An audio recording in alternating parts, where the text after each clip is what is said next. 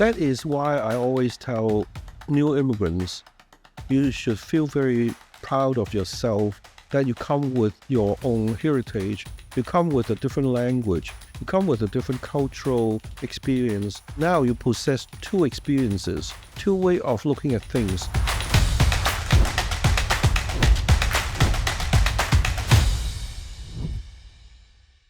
Welcome to another episode of the Canadian Dream Podcast. I'm here with someone that I've known for quite a few years, I think 7 or 8 years. He is the founder and the owner of Bodwell High School in North Vancouver. He is an immigrant from Hong Kong, and I am so honored to have him here today. Guys, Paul Yuen. Elton, thank you very much for inviting me. Your studio is so professionally set up. I'm honored to be here. Thank you. Paul, I want to start from the very beginning. What kind of child were you in Hong Kong, and how were times growing up in Hong Kong? Yeah, Hong Kong at that time wasn't as affluent as today. Neither was as affluent as the time I left Hong Kong. My parents, worked long hours to make ends meet. And so anyway, they sent me to University of Hong Kong, which is quite established, a good university. I studied sociology and philosophy for a few years. And during my university years, and soon after, I had the opportunity to travel to a lot of places. Joined an exchange program with Keio University in Japan, and visited Korea, South Korea, and many cities of China too. And that was the time, imagine 50 years ago, China was extremely poor. South Korea as well. Japan was way better. And then after graduation, I spent 6 months carrying a backpack, traveling around in Europe, and then also through Europe to Middle East, like Istanbul, to Turkey, to Afghanistan, to Iran, to India, Nepal, and then to Southeast Asia, to Thailand, just by myself. I just traveled by myself, very low cost, but that really changed my life. People, countries are so different, and then I start to wonder why there was such a difference in terms of wealth and life quality and things like that. So anyway, I decided maybe I should stand on the side of the more disadvantaged. So after I came back to Hong Kong and looked for a job, I became a social worker in the lower income communities. I particularly work with young people. So I spent several years there, and I got my master's degree in social work. I later got my master's degree in business administration, and then I ran non-profit social welfare organizations. So that was before my immigration. And what happened to make you decide to get out of Hong Kong for good? Hong Kong by that time was getting pretty good, affluent, and I was in a decent job, married with Kathy, and I have my first child, Christine, who is now in Toronto. And I got stuck in my career. I was in my late 30s. I was in a mid-sized social welfare organization, was the CEO there.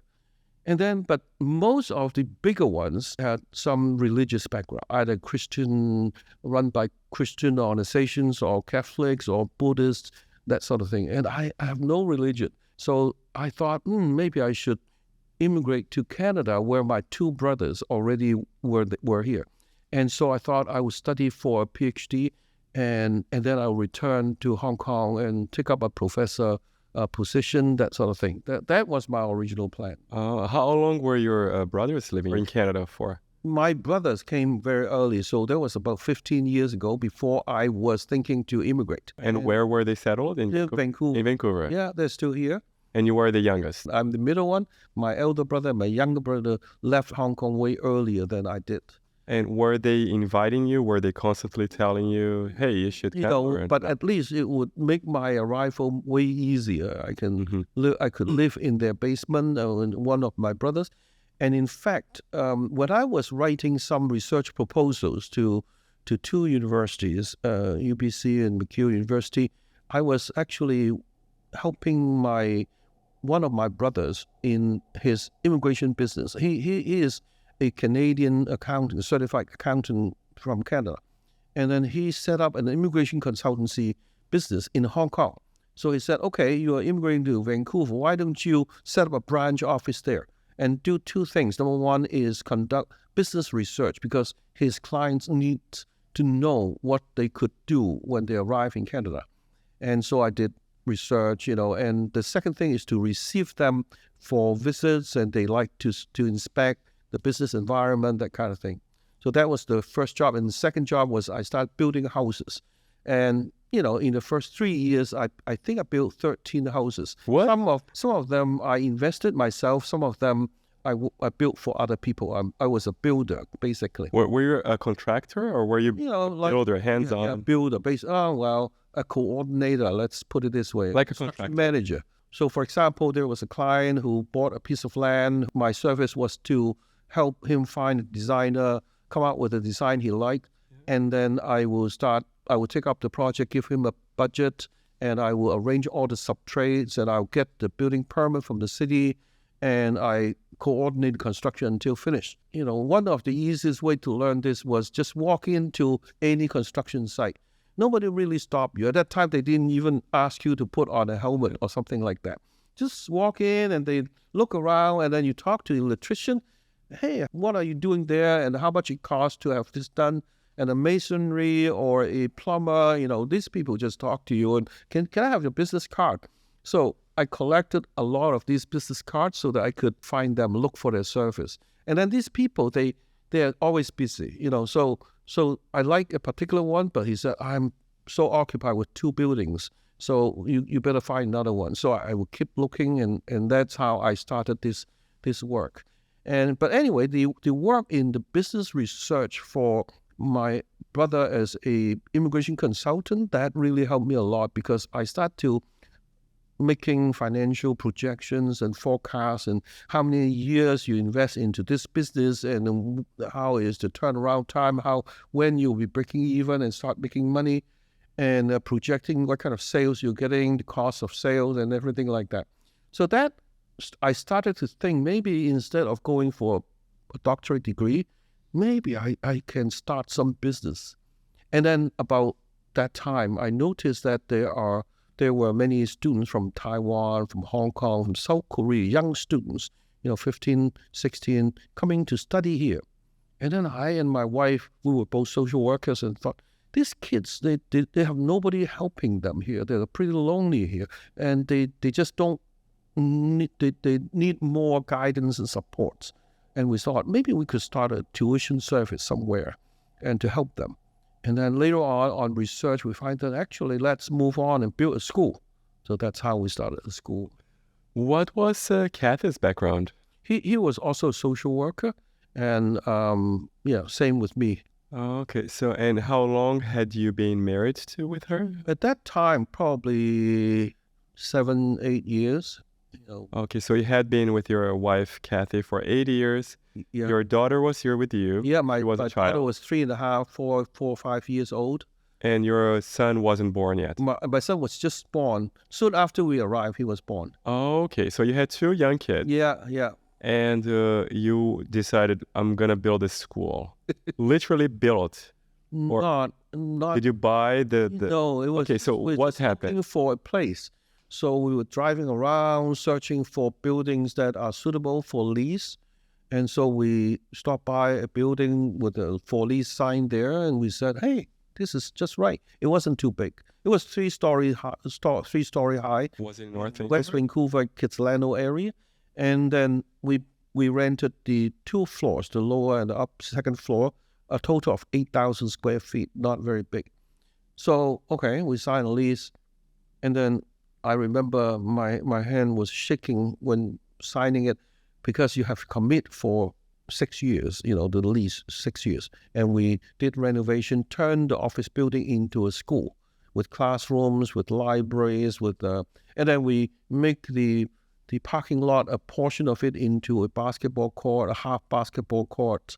And then we had to go to the city hall seeking approvals for all these changes and things like that. They need, they consider school a so-called public facility. So you have to have all these fire facilities and disability, disabled accessibility and that sort of thing.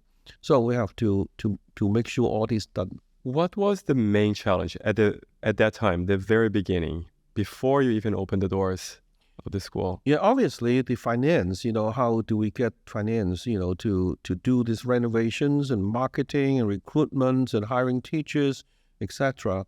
And how did you get that? With your brothers? We borrow money from everywhere, everyone we know, including my friends, my university friends in Hong Kong and my families and Kathy's families, and we were just scared of this. And in the beginning, actually, we had two other partners. They also contribute, but very soon they left. Did you have to buy them out? Yeah, I had to. Were they also from Hong Kong? They were also from Hong Kong. How difficult or easy was it for you at that stage to actually adapt to Canada and meet Canadians and do business with Canadians? Yeah, I was lucky enough. I think my English was considered fluent at that time. Still not easy to express myself, in certain deeper level meanings and that kind of thing, but I can manage the daily communications and things like that. I think another challenge is really adapting to the culture, a different way of doing things. But you can see this as also a good thing, because Canada is a very rich country in terms of natural resources. We have lots of things, big piece of land, vast piece of land here. So overall, I find that Canadians are extremely friendly and kind, and they are very secure. I think secure is the best word, comparing with where I came from, East Asia. They don't worry too much about the future. They have lots of resources, and they have a very wealthy buyer from the south of the border. So all they need to do is to take the things out, ship to the south, and life is pretty good. So this actually impressed me that, wow, they're so different from people in East Asia where I came from. And the good thing I said about it was that we as immigrants, because we're particularly hardworking, right? We came here, we want to prove ourselves, we want to find a new place for us in this new society. So we work extremely hard. We work 80 hours a week. It's crazy to the local people, to the typical Canadian. So this actually makes us more competitive as immigrants. But now going forward, do you feel that your kids have become too comfortable? Have they lost this? Because they saw their parents struggle in the youth, in the adult, with the childhood. So they learn a little bit of our cultures. And we have taken them for travel while they were young. And, so they kind of, I would say, a little bit more broader than a typical Canadian kid. In when they're growing up, they saw many different places. I even send them to do volunteer work in the summer in Hong Kong or in Taiwan, and so they kind of have a bit of the Asian culture coming with them. So it is something that you and your wife, Kathy, have in mind. You don't want them to get too soft. Yeah, soft. Yeah, that's a good word. But still, growing up here, going through the education system here, and finding a job, well educated, they got good job here, they're happy, but they still, clearly this time, and they finish the day at this time, and after that they go home. The environment is providing that. I couldn't expect them, I can never expect them to be working as hard as we were.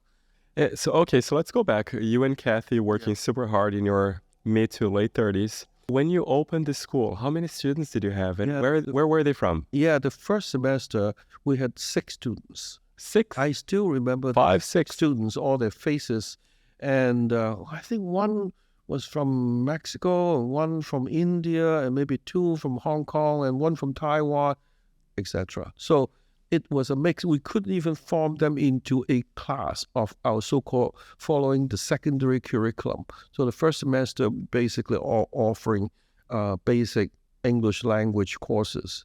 However, we were extremely lucky. The second semester, which is 4 months later, in January 1992, we had 42 students. Oh, wow. You went from 6 And to... then in the summertime, we had 75 or something like that. And then one year, the second year, starting September again, we had over 100 students. So we went into the right time. We worked very hard to recruit students. I was the one who traveled around, in South Korea, Japan, Hong Kong, Taiwan, particularly these 4 markets, and later on also to Mexico, to Latin America. So we were very lucky. Within 3 years, I think we reached probably close to 200 students, or around 200 students, and we broke even. And we started to be able to handle the finance much better at that time. And then you had just outgrown the space. You had to move, find a larger space. Not quite. Yeah, we we rented a building. Instead of the 2 floors, we add the 3rd floor when the tenant moved out, and we rented that. So that's increased. And then the next door building right next to us was for sale, and we bought it. And then we connected with a door in the middle so that, we could expand over to the other side. What was on the other side? It was just an office building, and we converted it into part of the school. We put a music room there because the band, they were doing all these trumpets, and, it's pretty noisy. So we put it there. We put a library there as well. We put some offices, and we put a gym there, actually. The small gym has some treadmill and stuff like that, and shower, something like that. So we were actually quite comfortable all the way till almost 10 years. And the school was full with 250 students. But one day we heard a terrible news that a competitor who, quietly behind our back bought the building we leased. We had only 1 year lease. Then we had to leave the building. The new owner of the building would say, "Hey, Paul and Kathy, would you like to sell your school to us? If not, then you have to move." And that was quite a shock to us. But actually, after looking back, it was really a blessing in disguise, because that was the time we had to make a hard decision. What should we do now? And then we look around, and we found a piece of land in North Vancouver, which is where we are now. And then we started to build our own school. And then we got the permission from the city of North Vancouver to make it a boarding school. We actually can put dormitories there. When we were in the old school, we had to rent a couple of buildings, our apartment buildings nearby the school to run dormitories for the students. But now we can build dormitory in the school. Were you offering dormitories since day one? Yeah, since very early. What percentage of students actually had the dorms? Not very many. Most of the students were in homestay in the early days, when we were in West 12th Avenue near Abuta Street. And but we already started. The first dormitory was a duplex, and we rearranged it with a basement. We put 15 students there. And then later on, we add another building, apartment building, and we put another 33 students there. So that's how we run some kind of dormitories, and then the others are homestay. And then we believe dormitory has a lot of advantages because kids are better taken care of. They are more ready before they move out to homestay. And they have more opportunity for study at night, and with tutors going there, helping them out. And then so we went to North Vancouver exactly 20 years ago today. And so we spent 12 years in the old place, and then we had 20 years here. So the school has 32 years now. Wow, 20 years today. Congratulations. Yeah, 32. Paul, how important for the business is the boarding part? It's actually becoming, it has always been very, very important. So practically you can say that we're running two schools. There's a day school, there's a night school. The night school is, of course, kids are living there. We have to feed them, but it's not really just a room and board. It is a program. The program involves lots of supervision. We have to make sure that they go to bed on time because we want them to sleep really well so that the next morning they go to class well rested. And we also have to provide lots of activities because international students, they don't have families here. They don't have any social network here. They really need a lot of community life. And so we organize athletic programs, lots of sports teams, with lots of field trips, lots of picnics, outings. There are lots of concerts and showing movies in the school. And we have volunteering that they go outside to do volunteer work. And so, we organize overseas trip for them too. We for many years, we organized them to Africa to do volunteer service. We took them to Peru in Latin America to do volunteer work, and recently we organized them to the First Nations to really visit and understand Canadians, First Peoples, and so these are all kinds of activity. Actually, this week, maybe today, a group of students are flying out to Japan to play basketball. Because I was gonna say, I know that you have a good basketball team. Yeah, that's right. We have many sports teams, but because next week is spring break, so today is the first day of the spring break. So we have 3 teachers taking a group of 20 odd students flying to Japan, and there are several schools that they will be visiting to play basketball. At the same time, of course, they're doing sightseeing and cultural exchange. That's all. I think I remember you had a good basketball player from Turkey. Yeah. Is that right? Oh, yeah. We have a Vietnamese basketball player.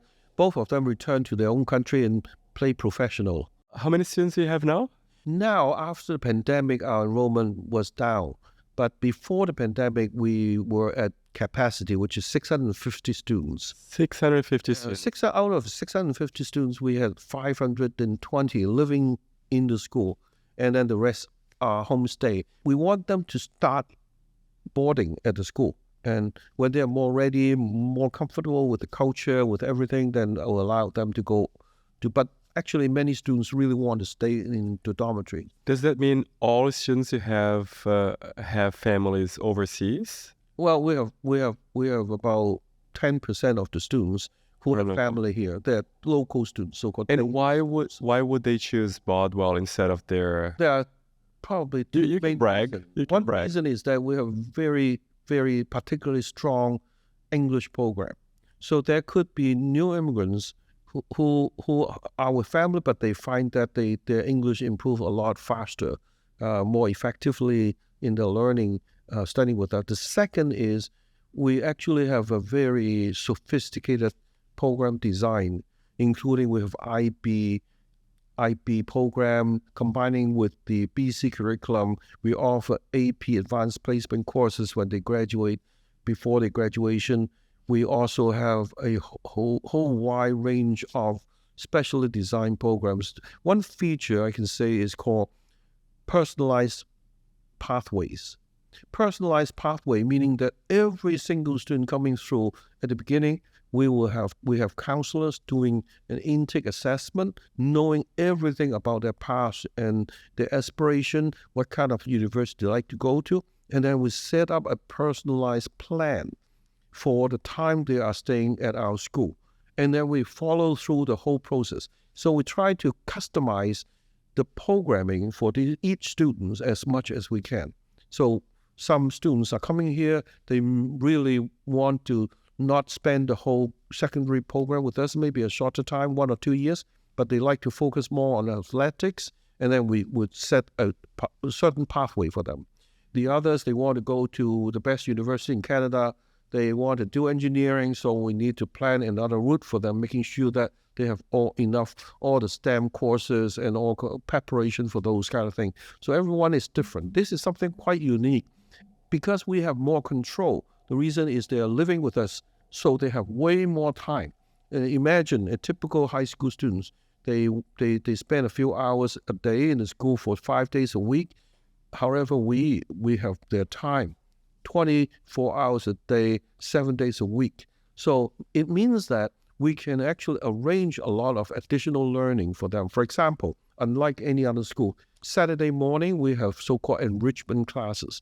What do we organize it? Actually, you could potentially, if you have time or or Edward or whoever may be able to be an instructor there. We hire a lot of professional people Saturday morning to come offering classes, and they are mostly around career exploration. For example, if you want to be a videographer, if you want to be a designer, or you want to be a programmer, software developer, so they have all kinds of between interest group and really some technical learning, and painting or dance, jazz dance or music, additional academic learning, that sort of thing. So these are all quite unique. Everything in North Vancouver? Yeah. Why is it called enrichment programs? Enrichment meaning the enriching from the typical curriculum, academic curriculum. It's addition to that. And then on top of that, all the boarding students must have study time in the evening.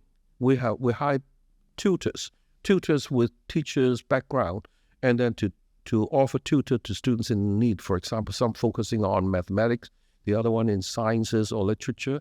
And then after school 3:30 to 4:30, we have extracurricular activities for them too.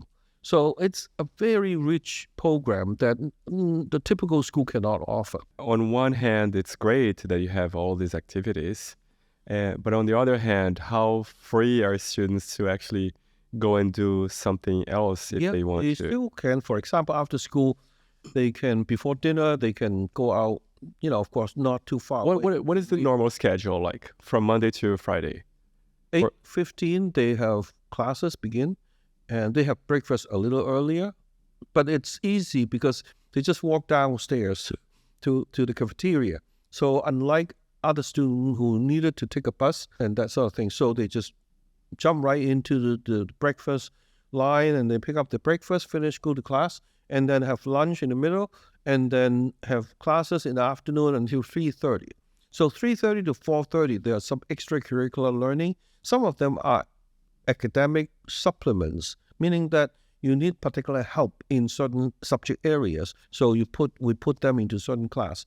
And some of them are sports related, or music related, or fine arts related, or technology related, that sort of thing too. But these are all offered by our teachers, our usual teachers. And then in the evening, we have a different group of tutors. And then Saturday morning, we have a group of, they're not teachers by training. They are people like you or anyone with professional background. They're practicing certain things. They're interested to do some teaching. So Saturday morning, they come here teaching kids how to take pictures or how to do editing or animation or all the fun things that they could do. Mostly a little bit more or less academic on Saturday. And can students go to the movies, for example, if they want to? Or can they go? Absolutely. For example, Saturday afternoon, the whole afternoon, even evening, and Sunday they can go out. Holidays, they can go out. But we have a pretty careful system. Whenever they go out, they need to record it at a door. They have the fob that they have to beep and record their time, and then the staff will take down where you're going, approximately what time you're coming back. But they can go out freely. And so far, I think the students are very responsible. They, rarely we have students abusing this freedom. Let's talk about the students' experiences too. We talked a little bit about your adaptation. It wasn't too difficult for you. You came, your siblings were already here. Yeah. You already had a good sense of business. Yeah. And your English was fluent. Yeah. But many of these students, they are younger. They don't have much life experience like you did before. And their English skills are not as good. Yeah. What are the main challenges that these high school students face? You're so used to it. Day one or week one, what are you dealing with? Yeah, I think we try to be the specialist in taking care of international students because we know the challenges they usually face. So first of all, we pick them up from the airport, so parents don't need to worry. They just send them on the flight, and then we'll pick them up from there. And then a full week of orientation, making sure that they know what is ahead of them in the studies. And then we place students in different classes according to their needs. For example, you'll be surprised that actually students in East Asia for example, from Japan or China or Taiwan, usually take more time for them to learn English because there is a so-called linguistic distance. For example, students from Latin America or from Europe coming, it will be way easier because their languages, although not English, but still much closer, to English. So everybody is different, right? And some students actually, they learn English since elementary school in their home country. So when they arrive, they can just take a very short period to catch up and will do. So that is exactly what I meant. I talked earlier about personalized pathway. We have to design different pathway for them. And then we know their psychological needs, their emotional needs, and which is actually quite challenging. The emotional, psychological, and social needs. They feel we want them to feel a part of the community. They have a community. They lost their friendship back home, but they will very quickly they form new relationships, and they have attachment to different. We call them houses. We have separate houses, so they're attached to it. They join sports teams or music groups or whatever, so they have attachment. This is very important. And then these days, especially now, they can easily talk to the parents after school, at night, whatever they can. But in early days when we run the school, it was expensive to call long distance, right? So that was tougher. But now actually it's quite easy. They can FaceTime and talk to mom, and mom talk to them. And also we have a system that the mom can very easily see what is going on at school because they all have a so-called, we have an app. All the parents has an app who can actually check whether the attendance is good and what time they went out and whether they had lunch, because when they pass through the lunch line, they have to use a fob to record their taking lunch. If they leave the school, they need to scan, and then the data is real time. Parents can see that, oh, son, you're going out. So, I mean, we don't mean that we want the parents not to trust their kids, but if parents want to know, they have a right to know where the kids are. They're paying for everything. And then all the teachers posting attendance. If a student is late to a class, the parents know right away because the teachers would take roll calls and enter to the computer, and then that's already on the app. And then the marks, tests, any tests and any assignments, the teachers will give rating and how much marks you get, and that is posted to the database, and mom or dad already immediately know. So we make the distance much shorter. So many parents told us that I know about my child way better than when he studied in the school next to the house. Because of technology, we could do that. We can connect them more easily. And you're also helping them adapt more. And I think what this school does is it makes this base so much stronger for anybody who actually wants to come and stay in Canada. Yes. After going to high school. Absolutely. Right? We prepare them very well for universities. The next step will be university. By that time, they are well prepared. They won't feel lost. Research shows that anxiety is a major challenge for university students, even for local Canadian students going to university. The first year, usually many students experience some level of anxiety or depression because leaving home. However, our students are way more prepared for that. And so we see Bardwell, the school, not only a school, it is a youth development program and a life preparation program. We see it this way. We don't see it just fulfilling certain courses so that you can graduate.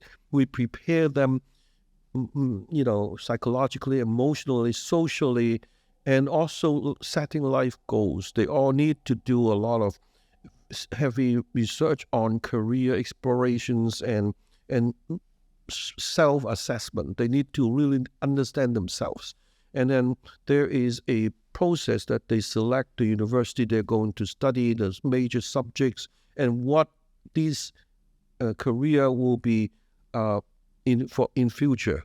the demand. If you come from China, okay, so how this area as a psychologist, the demand of psychologists in the next decade will be in China. So they have all kinds of information to help them make decisions.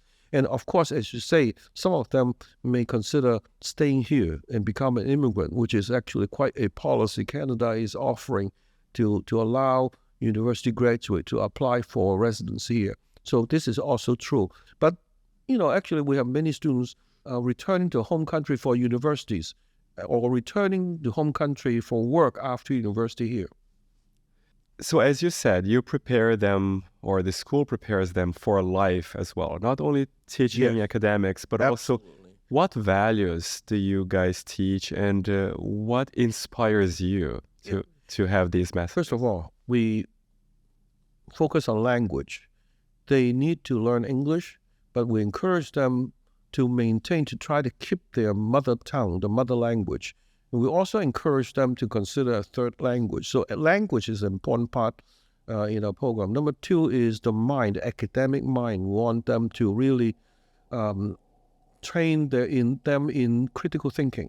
You need to, these days, because the media and all kinds of information, false informations, and you need to really make judgment.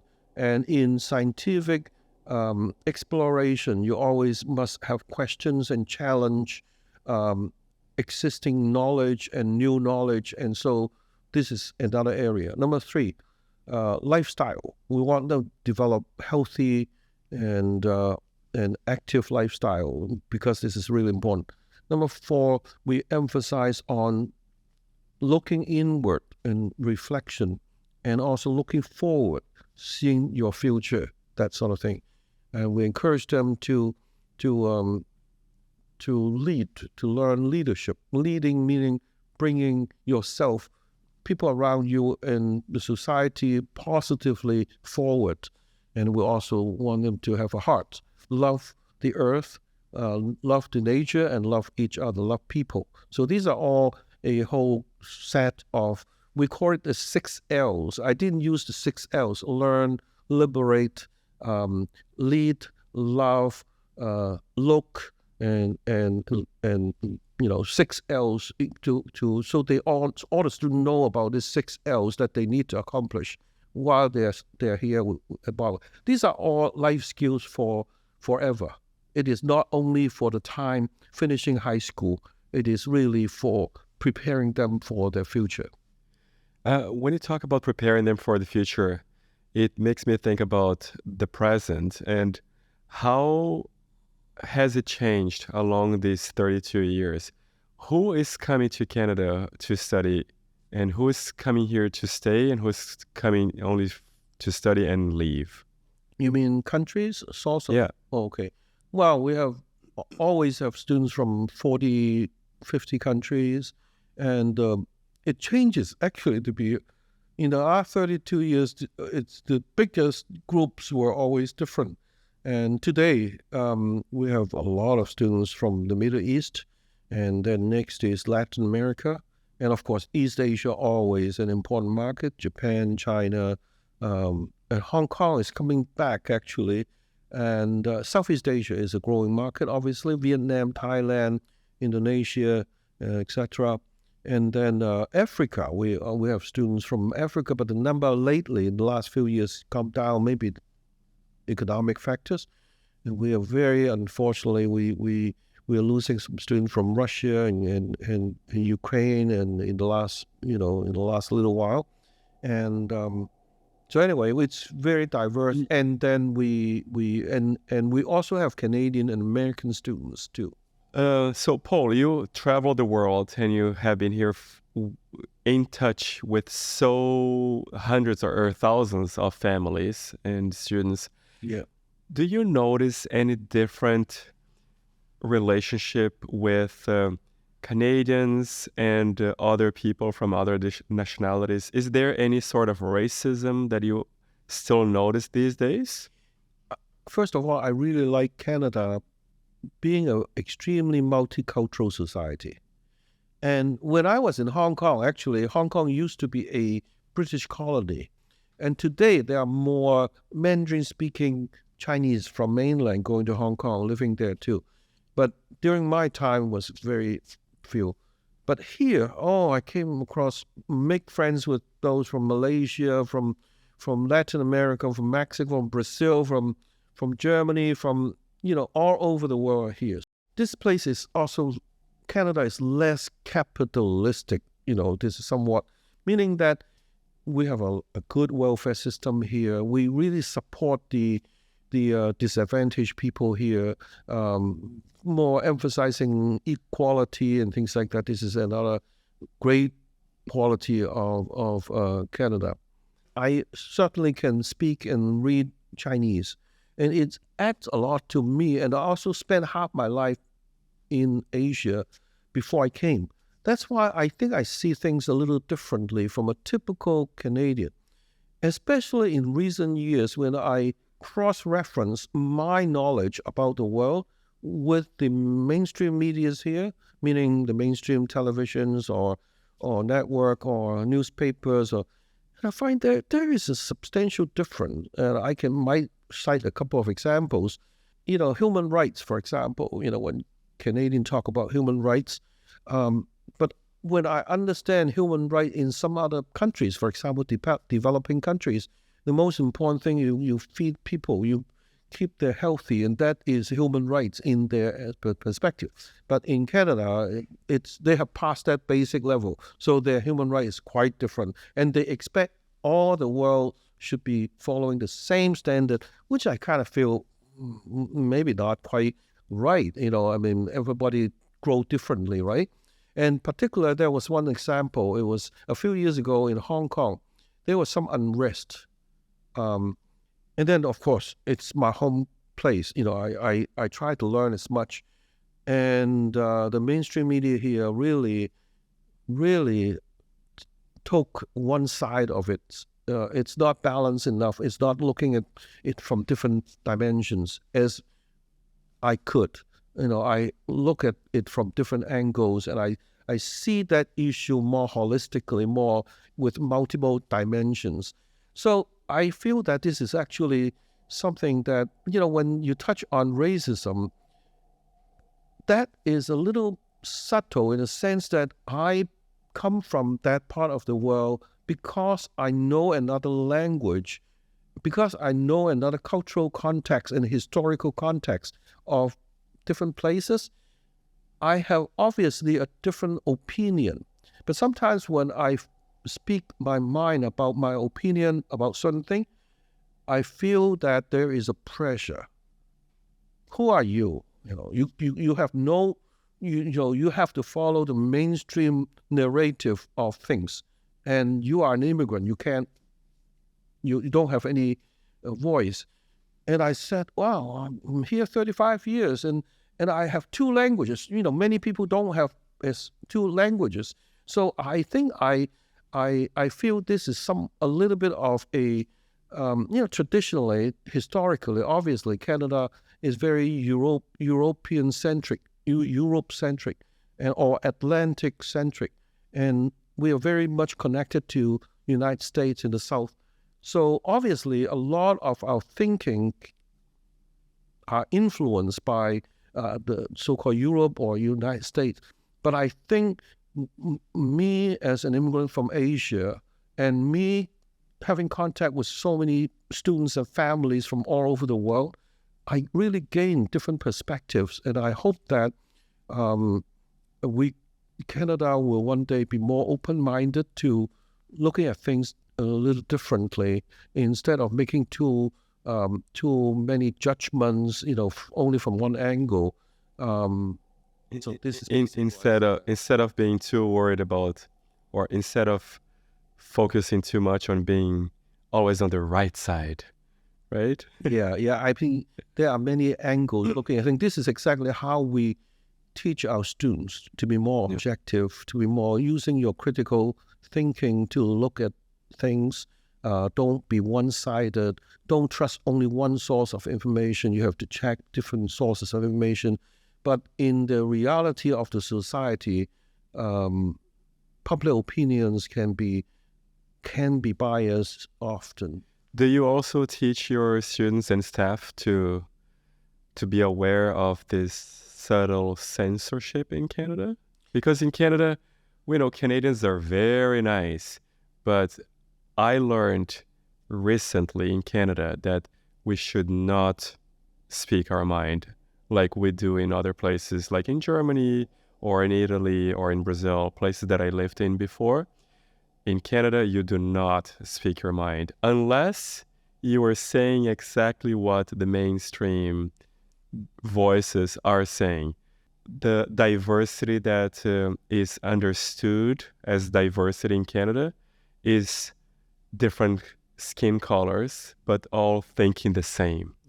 Yeah. That is why I always tell new immigrants, you should feel very proud of yourself that you come with your own heritage, you come with a different language, you come with a different cultural experience, and then now you possess two experiences, two way of looking at things, and then don't see that it is a liabilities to you. It is actually an asset. Not only your asset, it is Canada's asset. With so many immigrants here, they brought from everywhere different angles of looking at things. And this really will make Canada a stronger country, a model country, that it is more accommodating. We always talk about diversity here in this country, but it is not. It is more than just the look, different skin color, or that sort of thing. Diversity, not only gender, accommodation, that sort of thing. It's really how we look at things and how we think. If we can be more accommodating to different opinions, which actually among friends, Canadian friends, generations here, living here, growing up here, they are very open-minded. Sometimes I feel it is really the mainstream media that is, but now with the internet, with social media, of course, we have more access to different ways. We all have a voice now. Exactly. So what you're doing is wonderful. Paul, if anybody can learn from your mistakes, what should they know better? What tips would you give? Yeah, I think when I first arrived here, I was already fluent in English. Fluent, not as good as now, but I was already able to communicate in English. I am very sympathetic for those people who come, who still struggle with English or French. Without the language here, you feel you are cut off. You feel you are. I know many immigrants. They have so rich knowledge and specialties, professional background in various area, but without the language, they just got stuck. No one appreciate that they can do certain things. Now, the language is they can use English to fulfill the work they are assigned to do, but they might not be as sociable, like jokes that every Canadian talks about, or sports we talk about. So it takes time for them to get into it. And there's different levels. Yeah. So I just like to tell these people that don't feel frustrated, and be courageous. Don't feel you can go up to a Canadian who can only speak English and say that, now, wait a minute, please value me, someone who can speak English not as good as yours, but I can also speak another language. And I come here with another experience that you don't have. We should feel that we are coming here to contribute to Canada in that way. Canada is huge with so much resources. We need more people. We need immigrants. Without immigrants, Canada will become weak. Canada, I hope that immigrants can feel that sense of dignity and possibilities. And I'm coming here, I work hard, and not only making a living for my family, but one day I'm going to contribute to Canada very soon, actually. And how can these immigrants prepare to come and achieve their dreams in a faster manner? I think overcoming this inferior feeling is really the first step. It gives you, don't think that, who am I? I'm just an immigrant. That really will not bring you to have the spirit, the courage, and to drive to keep you going. So once you overcome this feeling, then you can do a lot of things. I know that there are some minority politicians sometimes being sidelined, and I feel very bad. Being pointing finger as not loyal enough to Canada or something like that. When I hear this in the news, I feel very bad. I think I encourage those politicians who participate in public affairs.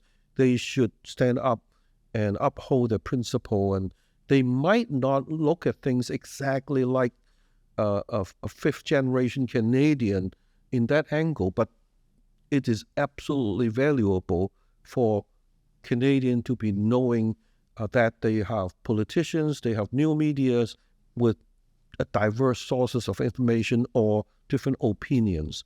So anyway, this is something I hope that,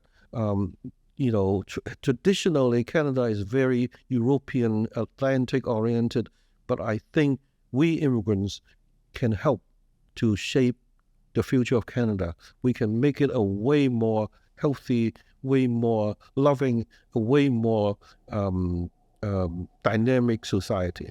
You have been here for how long now? 35 years. 35 years. Are you proud of your journey? Yeah. I've done my part. I work very hard, but I enjoy throughout every moment. So when you ask me about challenges, I always think, oh, did I have any challenge? Yes, I certainly had, but I forgot about them already. I feel enjoying every minute, every day of the journey. And because my heart is really how many people I have served, how many people I have helped. This going back to my early days, choosing to be a social worker, working for the disadvantaged. And the immigrants are somewhat in a disadvantaged position. Internationals, too, I see them somewhat in a disadvantaged position. So I wholeheartedly, without regret, I put my time and help them to become successful here. My dream is well fulfilled through this. And thank you, Canada, who allowed me to do such meaningful thing here. What is next for you, Paul? Well, I'm getting to a point I should retire. I am working very hard in developing the next generation of leaders for the school. I hope the school can sustain and will exist for many more decades after me. But it takes a few more years for me to finish this succession planning process. And then I would like to see more around the world. Many of my students and parents are expecting welcoming me to visit them, Africa, Latin America, Southeast Asia, Europe, and certainly Asia, where I come from. I have lots of plans to go there, to visit, to learn more about the world. I hope I can also contribute myself in some volunteer work in helping to bring understanding between peoples and countries. And there are some people describing that the world is split into global north and global south. But I see that they are already coming closer together. As the global south, many of the countries are developing so drastically. And one of the places, of course, I know very well is China. 50 years ago when I visited, it was so poor. And if you go there today, it is such a modern, and they have lots of innovations in many things, although they use a different system that we are more familiar with in Canada or in the West. But I think we should really try to see their successful path as well. And perhaps there's something we can learn from them. So basically, bringing this closer together, more understanding is important. I've been to China a few times, and to Taiwan and Hong Kong and Singapore and Malaysia. And every time I go to East Asia and come back, it's like going to the future and coming back 10 years earlier. They are so more advanced in so many different ways. Yeah, it is insane. And I just heard from a client that Shanghai has changed so much. I think I went to Shanghai 5 or 6 years ago. Yeah. And it's probably one of the most modern cities now. It's also true that that side of the world is learning from Canada as well. several decades ago, they work really, really long hours, but they now have cut down. They really emphasize on family life. They emphasize on leisure life and sports and leisure, and this is something they're also picking up. So it's a mutual process. The learn way we deliver, for example, healthcare system is so good here in Canada, and I see that many of the countries are picking up on those areas as well. So it's a mutual learning process. We're getting closer together. We should be looking at that. We're all learning from each other. Yeah. And we have all learned a lot from you today. Paul, thank you so much. Such a pleasure. I'm sure there are other things for us to talk about, maybe next time. Yeah, Chat wonderful. more. Wonderful. Elton, congratulations for this great studio you have, Thank you. and looking forward to seeing a great success in your business. Thank you so much. And thank you for watching another episode of the Canadian Dream podcast. If you like it, remember to actually like it, to share this video with anybody that you think would appreciate this sort of content as well. And remember to subscribe to our channel. All right, I'll see you on the next episode. Cheers.